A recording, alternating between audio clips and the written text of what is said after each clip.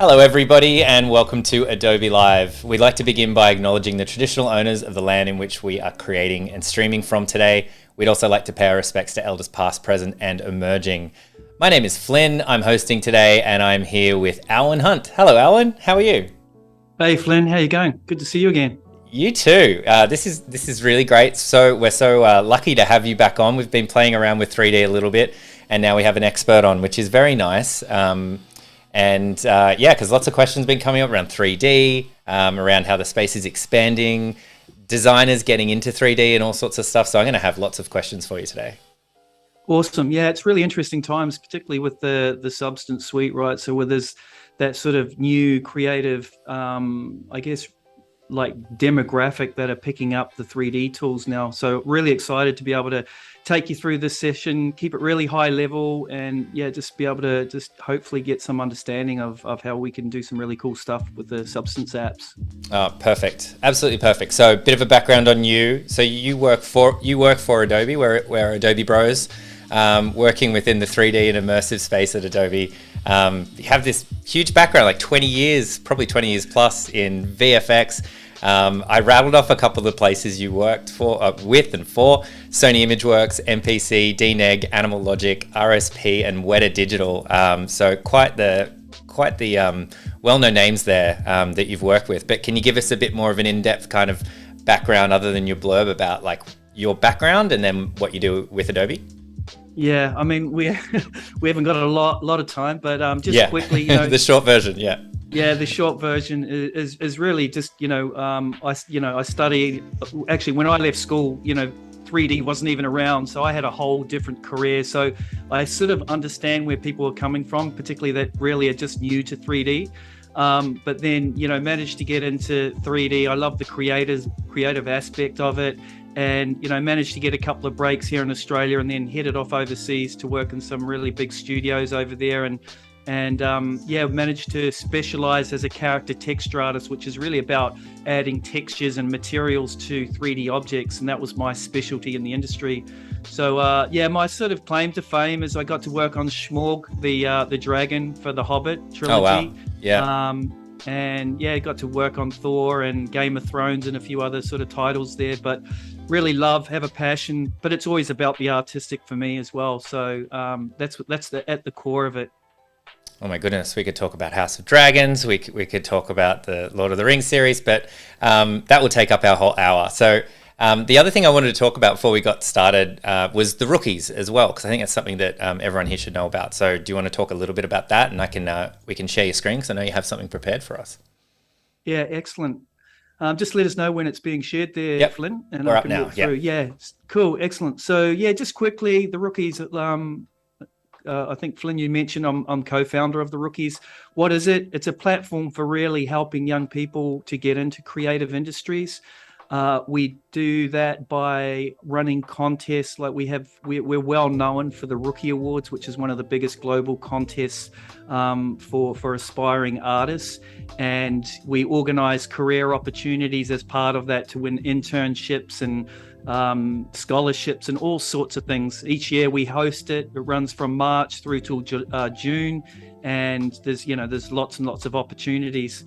It is a global platform, so we get lots of people that are part of it, and it's only for students. This is the kind of the unique part about it. It's not being sort of tarnished by industry professional work. So it's a really good benchmark if you're a student to be able to come and post your work, get lots of exposure, but you're only competing against other students around the world.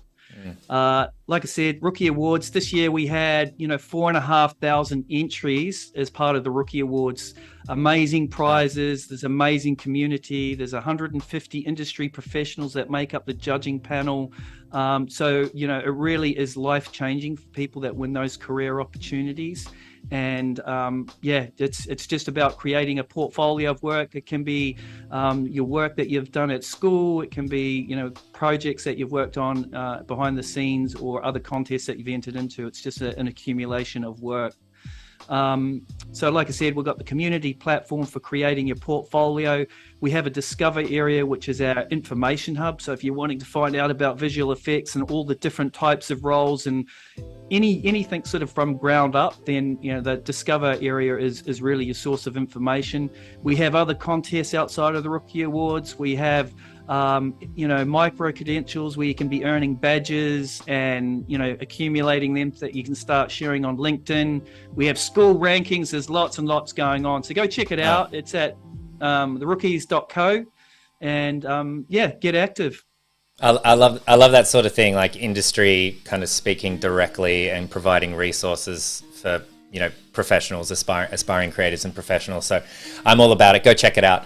But we're going to get stuck into some stuff today. So I'll just continue sharing your screen for the stream. But where would you like to begin? Yeah, so I thought about this one, Flynn, and I was just like, what? I just really, for this first session, what I want to do is just take you through some of the 3D apps that are now available, and really just look at some of the easiest ones to pick up with. If you're new to 3D and you're like, I just want to play around, I don't want to get caught up in the technical aspect of it, then my recommendation is to have a look at 3D Sampler. It's a really fun little app. There's not a huge learning curve for it, so you can access that through your Creative Cloud desktop, and you've got 3D and AR here. You can actually access all the applications here, but let's just launch this one and we're going to kick into it. While I'm inside the Creative Cloud desktop app, if you go across the top here, we've got Stock and Marketplace. There's a little tab up here which is called 3D, and this is where you can actually access our 3D asset library. And I'm going to talk a little bit about this later on, because this is really amazing for people that have never created any sort of materials before. So like I said, I'm going to come back to this, but first what I want to show you is Sampler. And this is where you can actually create these digital materials from the ground up. So what do I mean by digital materials? Well, let's just have a look at this image here in the welcome screen. And you can see we've got like this chisel, and we've got some marble pieces and some fabric and all the rest of it. When you think about materials, what makes up this chisel? We've got wood, that's a material. We've got metal, that's a different material, and then you've got marble and rock. So that is essentially materials. So what Substance Sampler, 3D Sampler, allows you to do is essentially create your own materials, or you can use, and we'll just go create new here, or you can use some of these materials that are in the shelf here by default. And what I mean by that, and you can see here, I'm in a 3D viewport, so I'm just rotating around my screen here. So instead of being a 2D viewport, which is what you're used to in Photoshop or Illustrator, we're using a 3D viewport. Now there's a little icon down the bottom here for those people that have never used Sampler before. This is how you navigate around it, and it's you've got your Alt key if you're in a Windows machine, and just using your left mouse button click to be able to rotate, be able to pan around, zoom in and out, and so forth. So there's a little icon down the bottom, so I recommend you do that.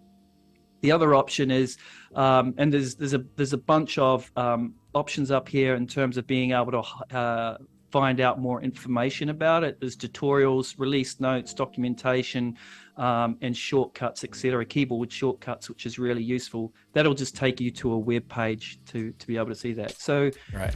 So we're inside Sampler, and really it's broken down into 3 parts. On our left-hand side, we have our shelves. And there's only really, there's 3 little icons here, and these are just filters. So I can base that on materials, images, which I don't have any loaded, or filters. And there's a whole bunch of filters. And just think of these filters as you would if you were working in Photoshop. You're using levels and exposure and contrast and brightness and all those sorts of ones. And then there's some other really cool ones, which I'm going to show you through. But let's go back to materials. And I just want to show you. So like I said, there's the left-hand side, we've got the middle part, which is our viewport, and then we've got the right-hand side, which is our layer stack, which is exactly the same as what you'd find in Photoshop. So I'm going to grab a material, and maybe I'll grab this rock, and I can either drag that straight into the viewport onto this 3D plane, or I can drag it onto our layer stack here. You can see there that it's created that new layer. Now, I've got a few different options for viewing this rock. And if I go down the bottom here, there's a few settings, and I've got viewer settings. If I click on that, that gives me just by default some of these different options that I can then look at this rock. Maybe I want to look at it over a drape, or I want to look at it on a shoe. So maybe I'm working in fabrics and I want to see how a fabric will sort of flow against a shoe. So there's a few different options that I can use here. For this example, I'm just going to stay on the plane. You can't actually import in your own 3D model into here, because this is really just about previewing what a material will look like. Right. So there's a few different options there. And while I'm actually in viewer settings, if I just zoom into this plane and I get close to it, if I hold down shift and right mouse button click, I can actually rotate my lights. Can you see that moving across the surface there? Yeah. So I can rotate my lights across the surface just to see all that really nice detail.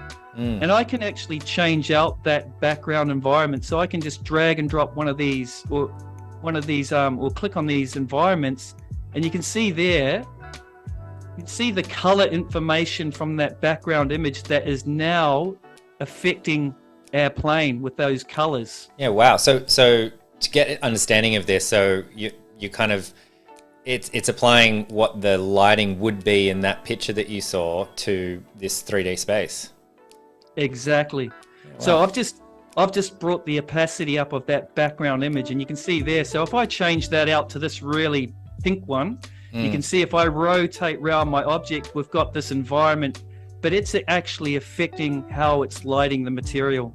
Yeah, cool. So for a lot of the times, I wouldn't use any outdoor ones because I don't want to have any of that contamination of the color affecting my material. So I would go up and I'd actually use something which is a bit more of a studio setup, and you can see there's a bunch here. So I'm just going to click on this one, and you can see this is your classic sort of studio lighting environment. And if I rotate round, you can see, it's got some key lights up there, and it's got some different lighting environments. So I can rotate that round, and again we can sort of see how that's affecting the surface of our material. Yeah. So I'm just going to drop the opacity down of that, so we're just not being disrupted by that background image. So I've added some rock down here. So what I wanted to do was just really show viewers how easy it was to be able to create some sort of pathway, and maybe it's from, the 1800s, and there's a lot of, sort of unevenness to it. And I just wanted to show how easy you could create that. So I've got my rock here, and I can change that base color. So there's a few attributes down here. Again, if I wanted that rock to be really super shiny, then I just through these sliders, I can just drag them and be able to change that complete look of that stone. So it's really, really shiny. Or I can dial that back to be something that's really matte. Cool. So I'm just going to leave it somewhere up here. And what I want to do now is go into that filters option that we were looking at before. And I've got a whole bunch of different options here. So I can, you can see floor tiles here. You've got panels. If I just come up to here, I can also add those filters into my layer stack. So I'm just going to click add layer up the top here. I click on that, and I'm just going to do pavement. And there's a filter there called pavement. I'm just going to click on that filter, and you can see there, boom, just gave me this really cool looking tiled pavement. And I didn't have to do anything, So, but once that's on there, now I can go through, and you can see there's a bunch of parameters here, and I can just start actually changing things with their space pattern. So you can see that there's a little drop down menu down the bottom here. If I just click on that and I just scroll up, you can see this one's actually called a European fan. Now there's a bunch of presets, and if I wasn't happy with that, I could just change it to any of these sorts of presets, and I get a totally different look again. Oh wow, right? I've been to a car park that looks like that. That looks familiar. I bet you left some skid marks on it too, Flynn. Maybe in my youth. Jumping in as well, just to mention, this is one of those streams where because I'm not as familiar with 3D, as I am some of the other things. I'm probably just going to sit here and stare and follow Alwyn along. But if you have any questions, please throw it in chat as we're going along. Any questions about the app that we're using, or something that Alwyn showed, maybe you want to see it again, anything like that, feel free to throw them in chat. This is interactive. We're here to answer questions, so don't hesitate to do that. Yeah, absolutely. So I'm just, adding that sort of different rock, and, even down here, if I wanted to add some extra warp to it, it's going to just change the angles. I can, add tilt to it. So it really just starts aging things up a little bit. It's not completely flat. So really, that's incredible. It's like the time, the erosion has happened, like over time, they've all turned into really old cobblestones or something.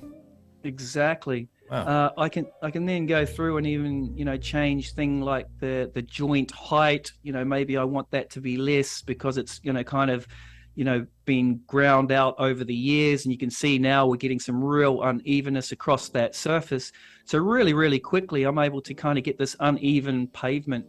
And the cool thing with this, if I look at it in this view here, I'm just going to zoom back out here of my plane. We can see what the base color is actually doing. And if we look down the bottom, it's automatically separating out all our what we call texture maps. And if I look at the roughness, this one's actually dictating how shiny our stones are. So if I go back to that option before, which is if I scroll up here and I go, and it was that the roughness value, which is corner roughness. If I go back, to the actual base rock here and see you got stone roughness, just watch what happens when I change the slider. It goes really white, right? So white, what that signifies is that it goes really chalky. So you almost lose any specular highlights. And if I go back to the other way, it'll go black. And you can see there now, we're getting that really sort of almost wet look on our tiles or on our pavement. Wow. So this is what's really driving the material here, are these base texture maps. So that's really cool. It's amazing that you can drill down to that kind of like level of detail. Yeah. And if I just hit T on the keyboard, and you can see now that this is actually a tileable texture that I could then put this onto any sort of larger piece of 3D, and it's going to tile and not have any seams to it. Wow. That's super cool.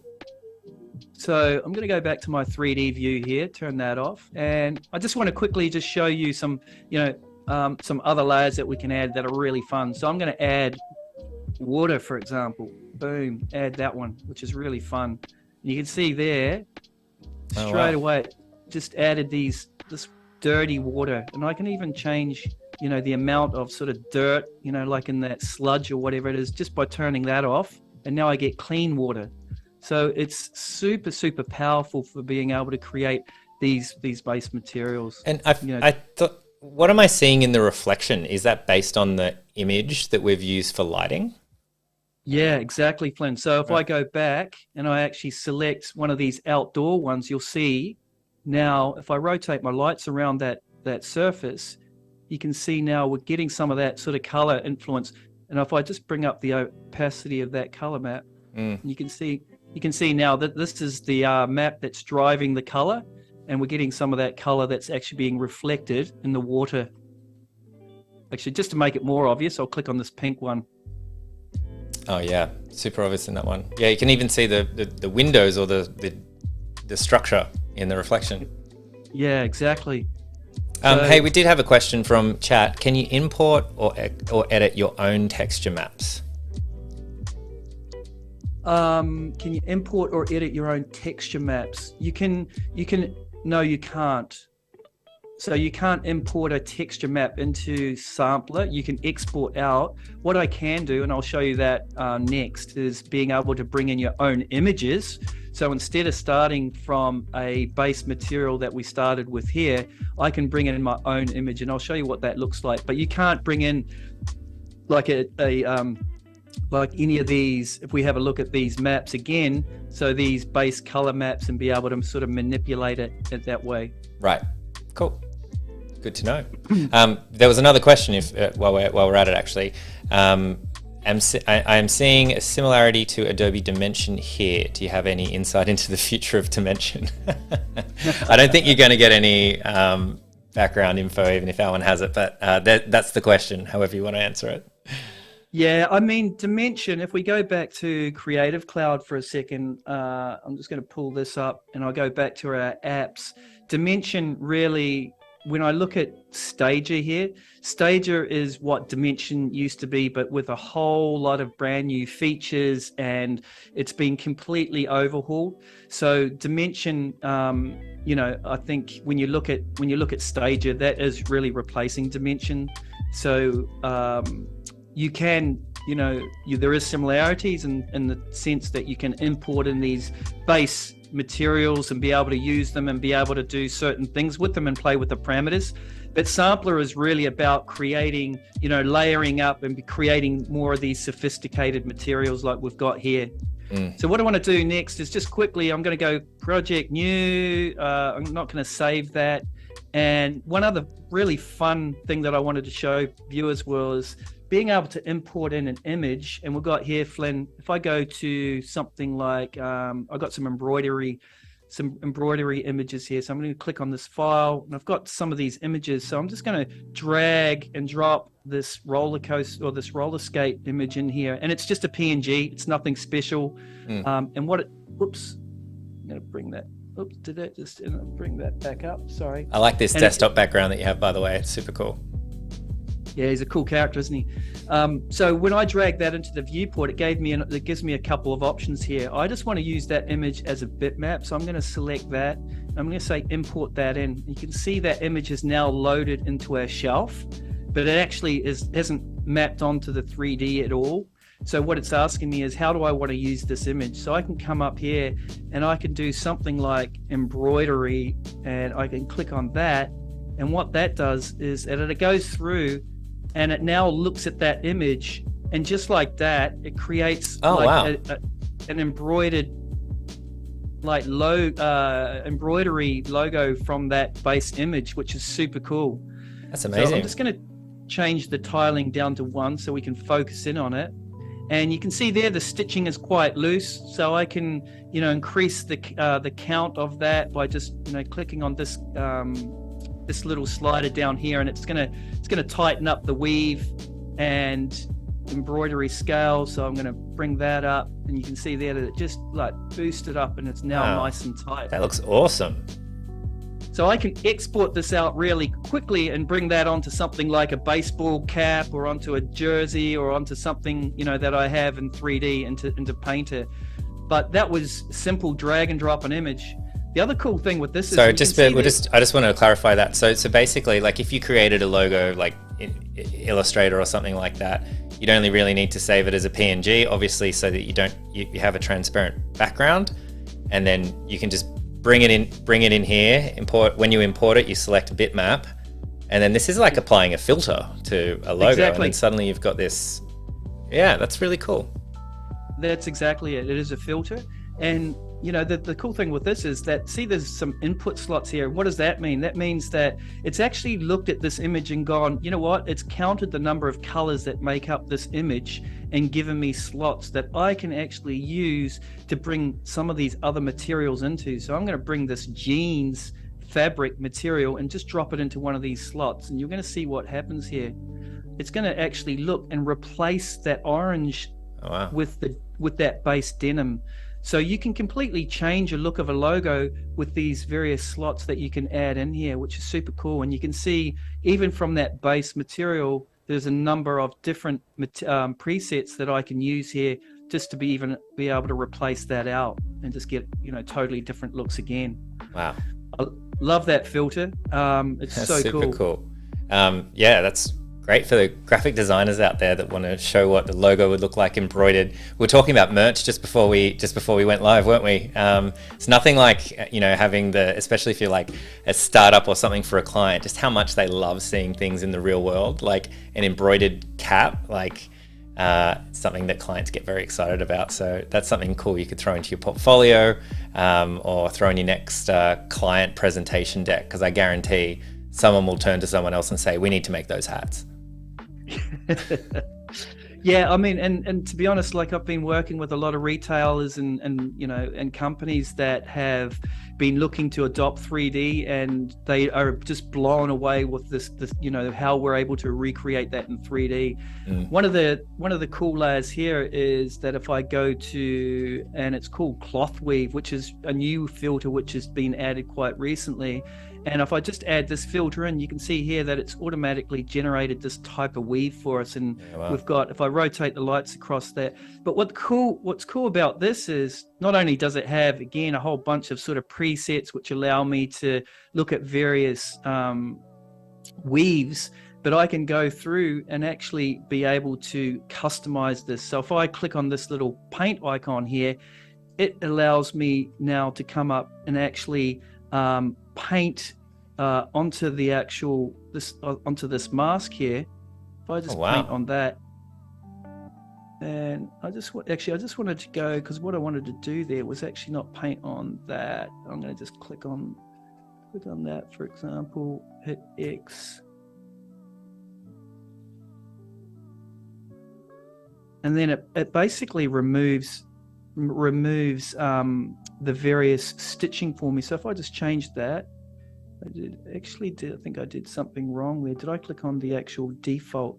So let me just bring that back, and I just need to go into base color. Yeah, so if you watch now and I just paint out, say, that stitch there, just see how it disappears from the actual 3D there. So I'm able to quickly come through and actually just change the whole design of this weave just by masking out certain stitches, and it goes through. And then I can come through and change things, obviously, like the stitch color.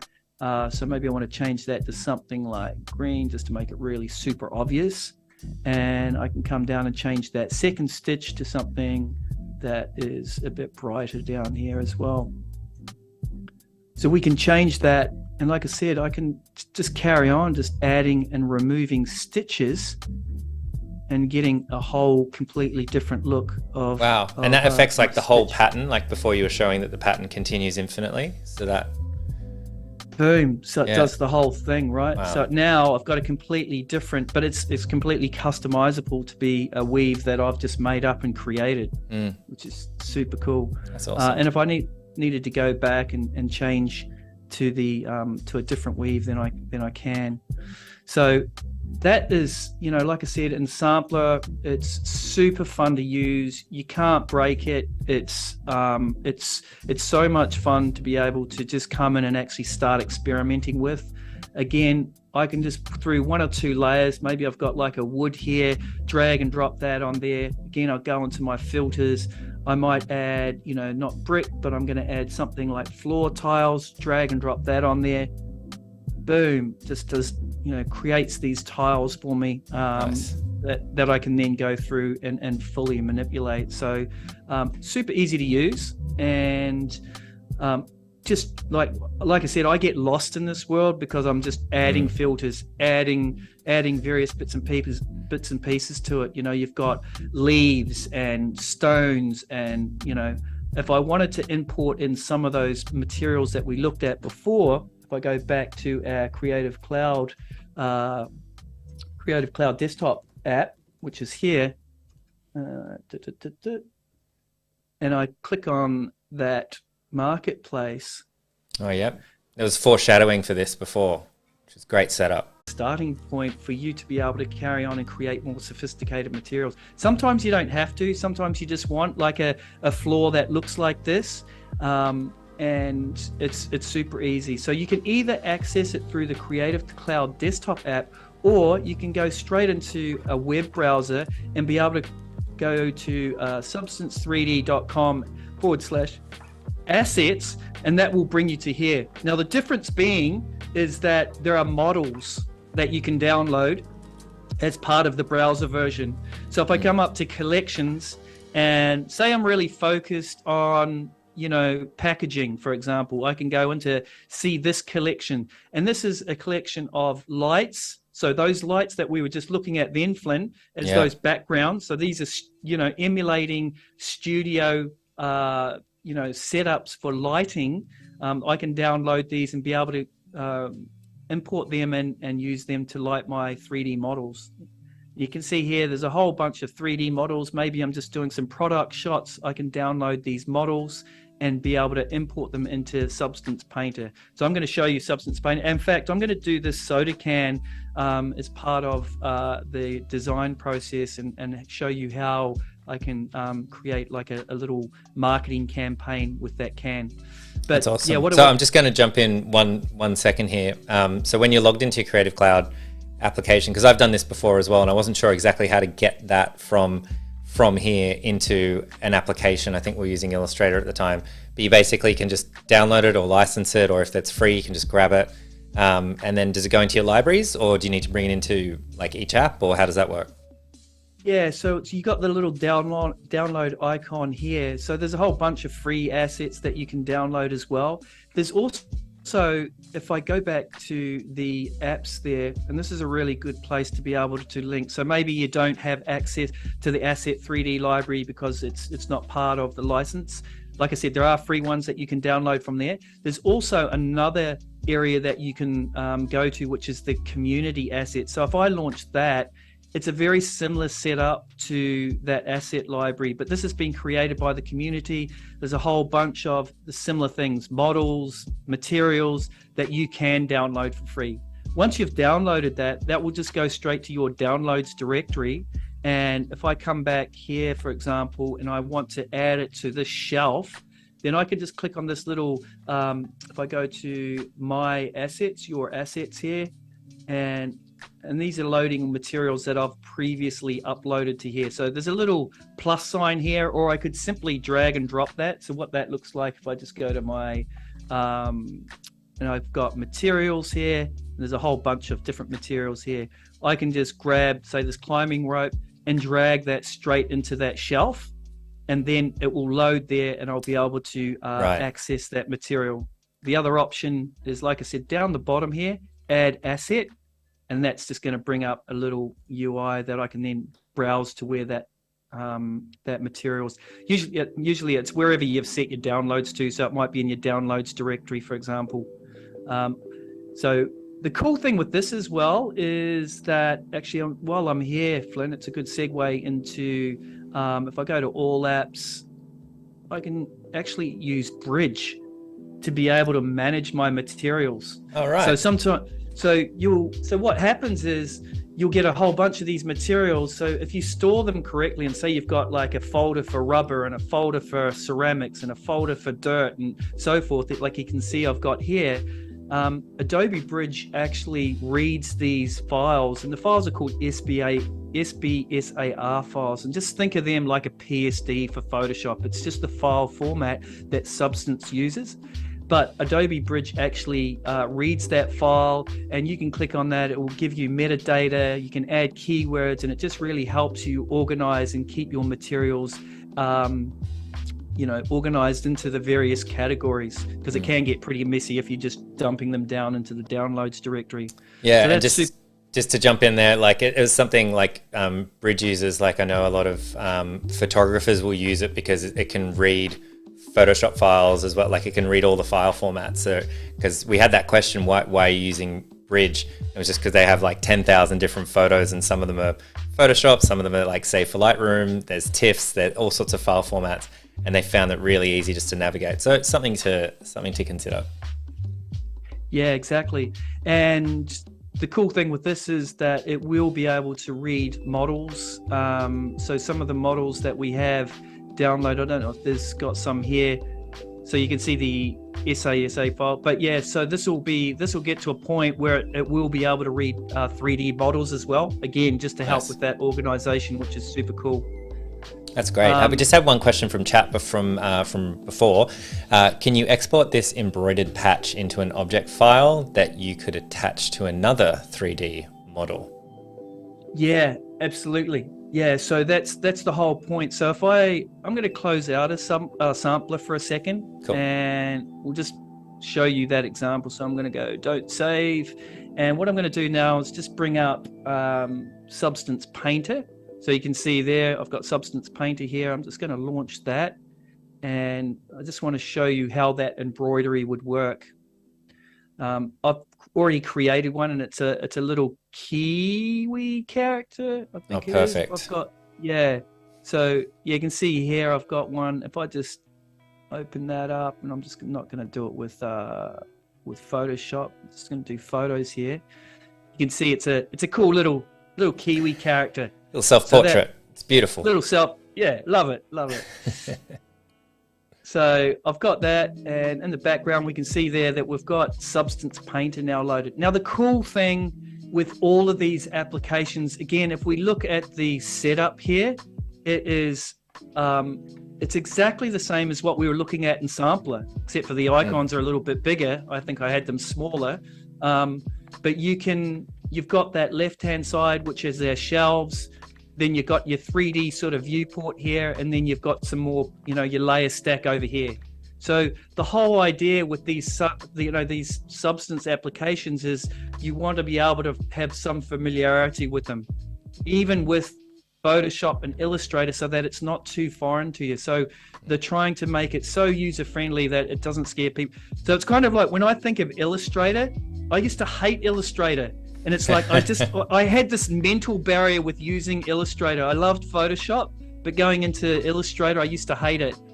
So it's kind of like that with, so I think with creative people getting back into 3D, because there was a time when it was so complex and just so overwhelming that they just gave up on it. The thing with Substance is that it's now super easy for people to be able to use. Absolutely. So, and there's lots of people that are the other way around with that, like, people that love Illustrator and, struggle around Photoshop. I think transitioning to motion is a big gap. And I think also transitioning or using 3D tools has also, as you said, been a bit of a gap for people. So, the more similar it can kind of be to other apps and design ecosystems and stuff like that is always very much appreciated. Yeah. So let me just take you through what this setup was, and I'm just going to turn off these these base layers, and I'm just going to show you exactly how I created this. And it's super, and you can see there in our layer stack, I've used like really four layers. So, right. So I've imported in our 3D model, and I'm just gone up here and I've gone File, New. And actually, maybe I'll just do that. I'm going to start fresh, File, New.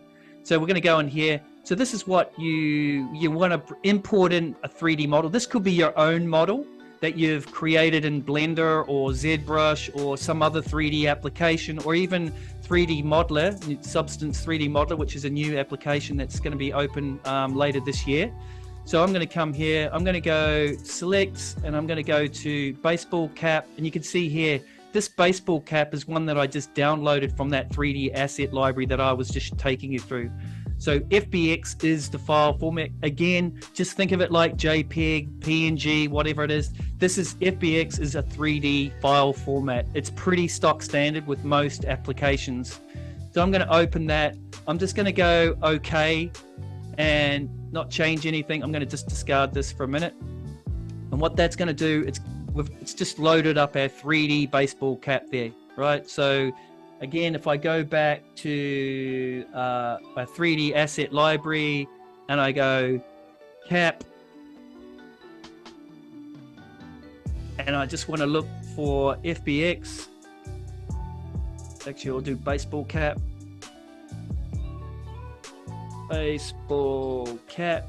As you're searching for that as well, just mention to chat and yourself, we've got about 15 minutes left for today. We will be back on Thursday to continue going on as well. But if you have any questions, now's a great time. And also a bit of a timer for you as well, Alwyn.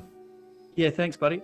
Sorry, I'm in the community one there. That's why I couldn't find it. So let's go back to the original one and just go cap. And you can see here, I just downloaded this cap, and it gives you a couple of different file formats. You got FBX. If I click on that little drop down there, you also got another file format, GLB. Again, they're pretty stock standard when it comes to 3D. So let's just jump back into Substance Painter, and I've got the cap here. And there's one thing that you always do when you import in a 3D model inside Substance Painter, and it's this little second icon down under Texture Set Settings, and it's just Bake Mesh Maps. And I know it sounds sophisticated. Say that 3 times fast. All right. So what it's doing, if I just move that out of the way, you can see there it's running through this process and it's giving us some very colorful maps. Okay. But what these colorful maps do is it actually looks at the geometry and it's going to create these kind of maps for us that are really useful. And I'm going to quickly show you what that means. So I'm going to go to my shelf and I've got a bunch of what they call these materials. And you can see here, the difference is that, these ones have got dirt and grime and all that sort of stuff on it. So if I drag and drop that onto the layer stack, what it is, it's actually a folder with all these layers by default that it gives us for free. Right. So if I turn these off, but what it's actually doing, if I look at this mask, for example, and there's a layer under that. I'm not going to get too deep with this because I know that we're not going to confuse people. But what I wanted to quickly highlight here was if we scroll down here, see those colorful maps that we created before? What it's doing is it's telling the 3D model where the dirt would naturally accumulate with curvature maps and stuff like that. Oh wow. So it's I can go back. Yeah. So instead of like adding dirt as one like overall, it's actually going, I just want to be able to add dirt where it would naturally fall. Does that make sense, Flynn? Yeah, it does. So instead of like, if you imagine I was applying a texture to a 3D object, it was like a pattern, like a checkered pattern or something, it would be flat and geometric and it would kind of go around it. But this is like, I don't know what technology it's using, but it's like bunching it up where the mud would sit. Like where would dirt sit? And it would sit around the top of this brim because of gravity, or like if I don't know how that's working. I'll leave you to answer that bit. But yeah, I think it makes sense to me. I don't know about you, Chad.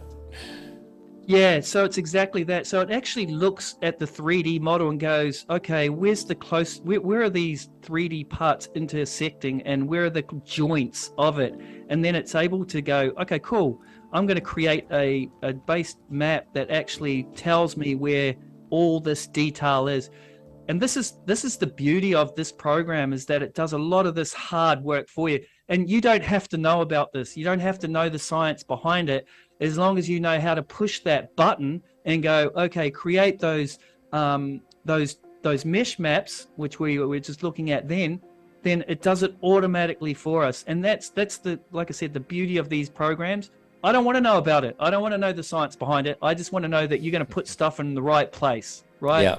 So that's super cool. I just wanted to quickly touch on that. The next thing is, so maybe I'm going to come in here and I'm going to do, say, I'll go back to my base maps here, and I've got some fabric, and have I got jeans? Yeah, I've got some jeans fabric. So I'm just going to drag this material straight onto our model. And you can see there, we've got this jeans fabric, and the scale looks a little bit too large. So I can just play with that in this tiling section there. So all of a sudden that jeans material now looks pretty cool. So I'm going to go back to our little guy here that we did through Sampler, and I'm going to bring that back in. So I've got my baseball cap, and now I want to bring out, and I've got my Kiwi badge. So I exported that out, and I've got that I can just bring this straight into, export that out. I'm going to bring that into my material. Whoops, I need to get rid of that image behind us there for us. And I'm going to drag this straight into my layer stack here. And what it does, it says, okay, what is this? Is this an image? Is it an alpha map that I've created? Is it a base material? What is it? And you can see there that it's automatically recognized this for me. It knows that it's a material that I've created inside of Sampler. So I'm going to bring this in for this project. I'm going to go import that in. And you can see there that it's actually landed on our shelf down here. Kiwi badge.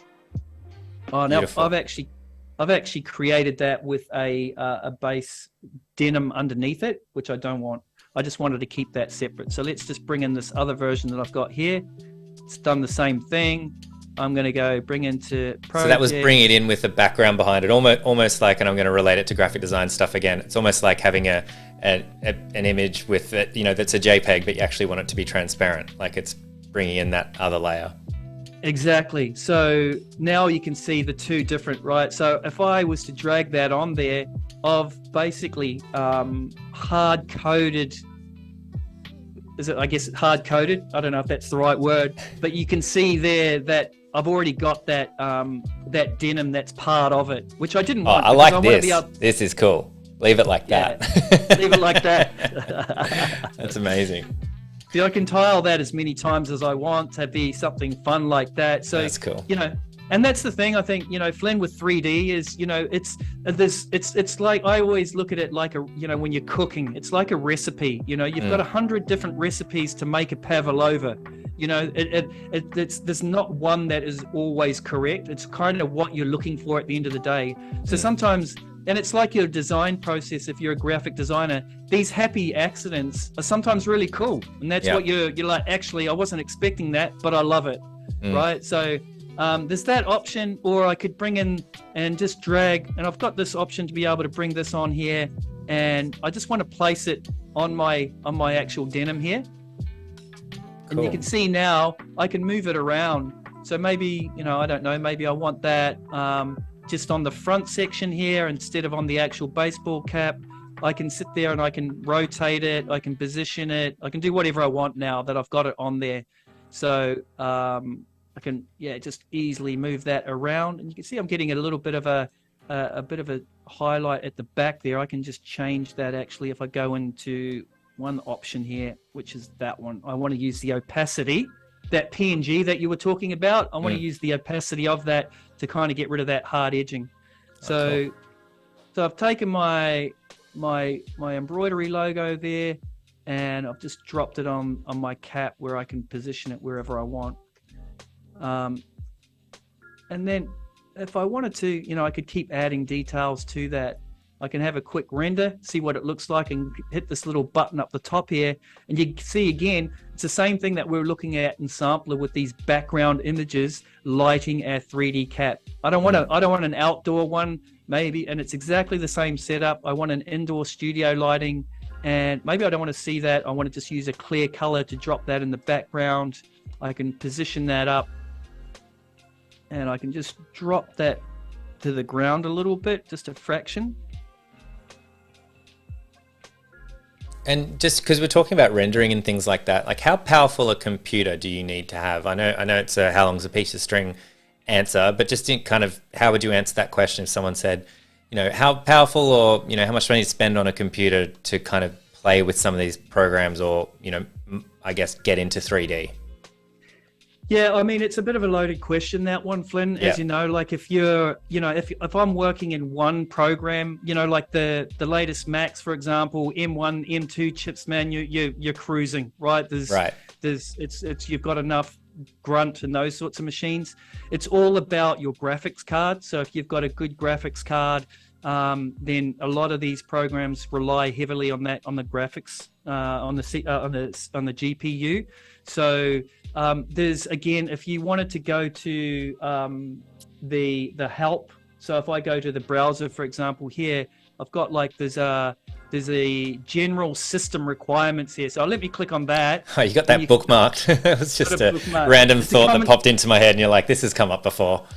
Yeah, it's a bit of a common question, that one. So did I click on that? Let's just bring that up. So in here, it breaks it down for PCs, for Macs, and just generally what people are looking for. It's taking a little bit to load there.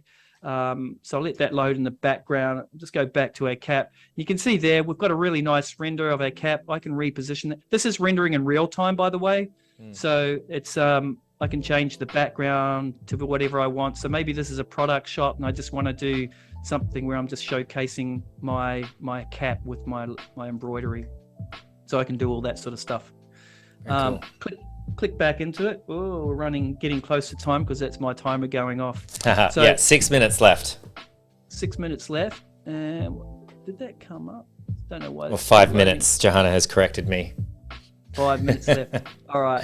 So okay, cool. So what I want to do is really just show you that embroidery. So with 5 minutes left, the one thing I wanted to quickly do was show you maybe 3D Modeler. So 3D Modeler is one of our newest one, and this is just a quick demo.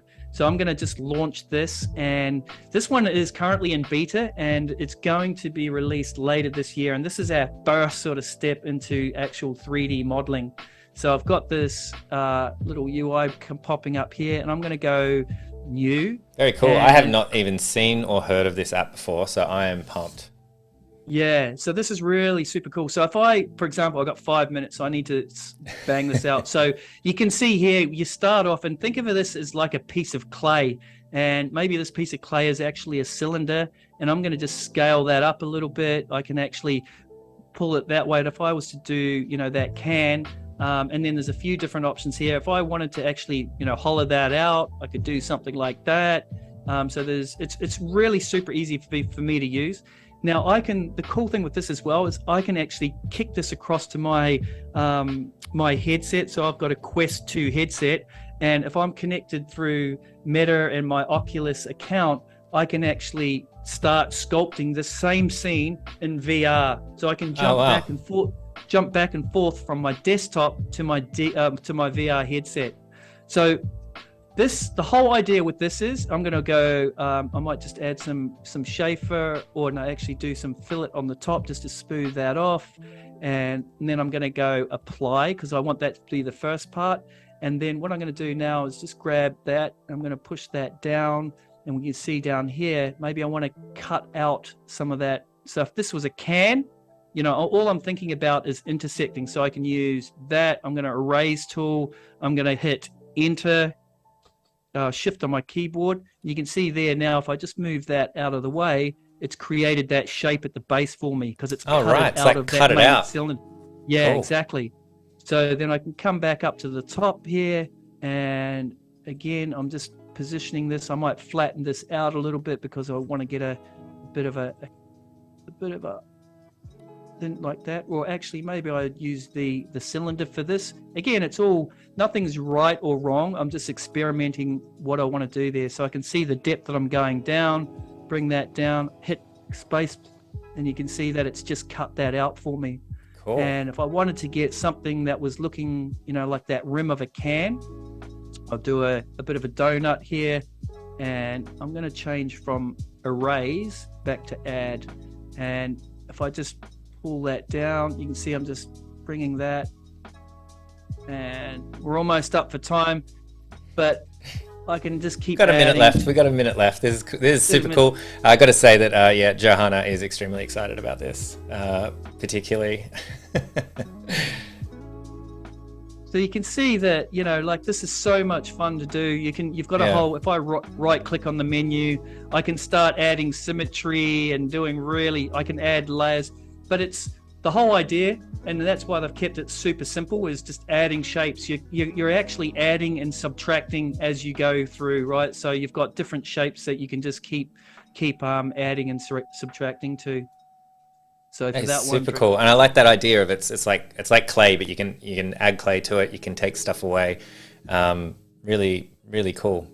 Yeah, and if I wanted to, and instead of being in this sort of primitive sort of space, I could go back and actually do more of a, more organic, where I've got my shape here. And if I just bring down that size of my brush, I can start painting. So now I'm using the paintbrush to paint onto it. So you can both use that more, I guess, linear workflow of shapes, or do a bit more of the hand stuff where I can go back on and actually hand paint stuff on there.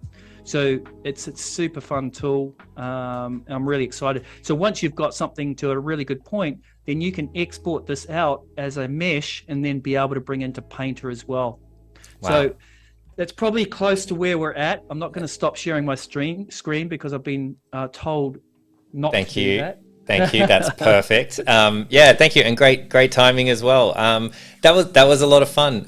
Definitely, I would say one of my biggest takeaways from a lot of this is how playful a lot of that was. So you're talking about experimenting and happy accents, the sort of thing you get from design. Absolutely, that's exactly what I was thinking.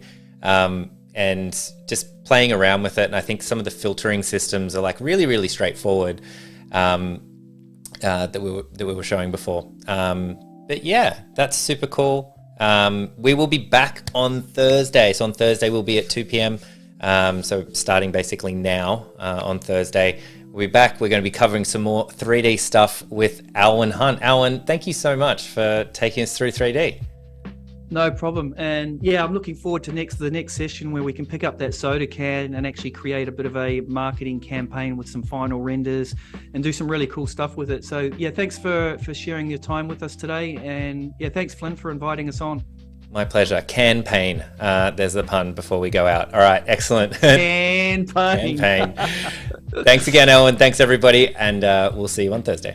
Bye. No problem.